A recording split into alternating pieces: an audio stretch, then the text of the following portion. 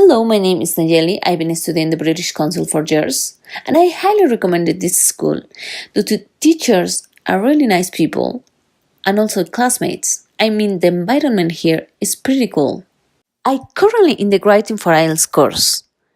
Now, I'd like to talk about my favorite British thing, which actually is a writer.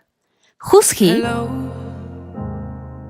it's me. Shakespeare's debt to Stratford in giving him education and a quiet awareness of nature is awed by the town's good fortune is having the birthplace and other properties as shrines for those who love and revere him.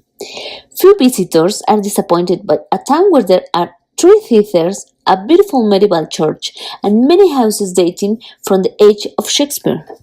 The sweet son of Avon was born and died in Stratford, but spent most of his life in London building a reputation as playwright and poet that shines even more brightly today.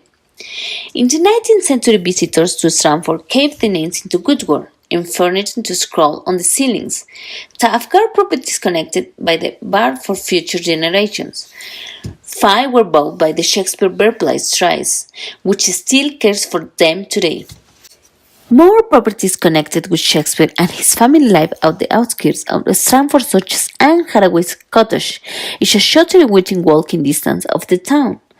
With its old-fashioned gardens and orchard, the cottage is one of the best-known buildings in the world and has added attraction of being where Shakespeare came to. The first production of Shakespeare's play in Stratford took place in 1746, 130 years after Cain the poet's death. Today, Cain's season of his plays can be seen each year at the Royal Shakespeare Theatre, while 2 other theatres offer alternative drama.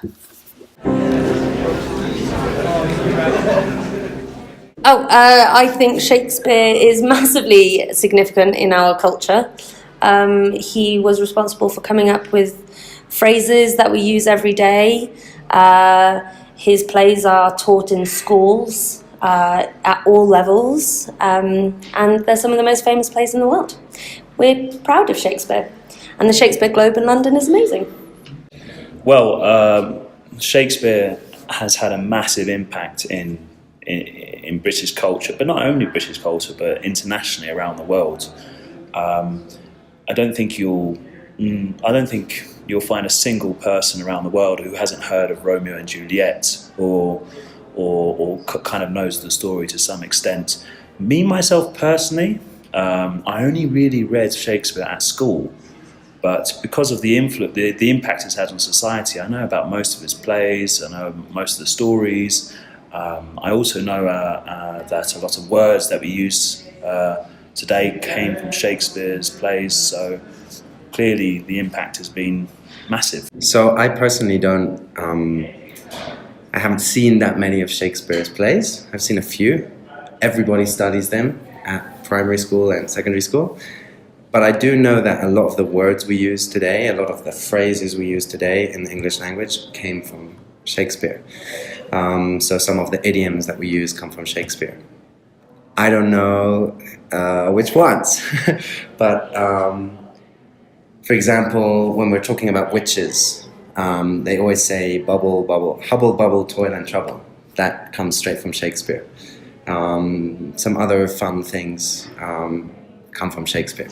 So he had a huge influence on language. People copied what... Yeah, I'd say that Shakespeare is one of the most important literary figures in the UK. We learn about him from secondary school. So, well, actually, even I'd say from primary school, we start to you become aware of who Shakespeare is, and then in secondary school you study his work. I studied English literature as part of my degree, so I also did loads of stuff on Shakespeare there. Yeah, he had a huge influence on literature in the UK. Well, I decided to talk about Shakespeare because I love the way that he rewrote other people's work and also his own produce. I remember when I was younger, I started to read some books of Shakespeare, and then I found him a masterpiece of literature.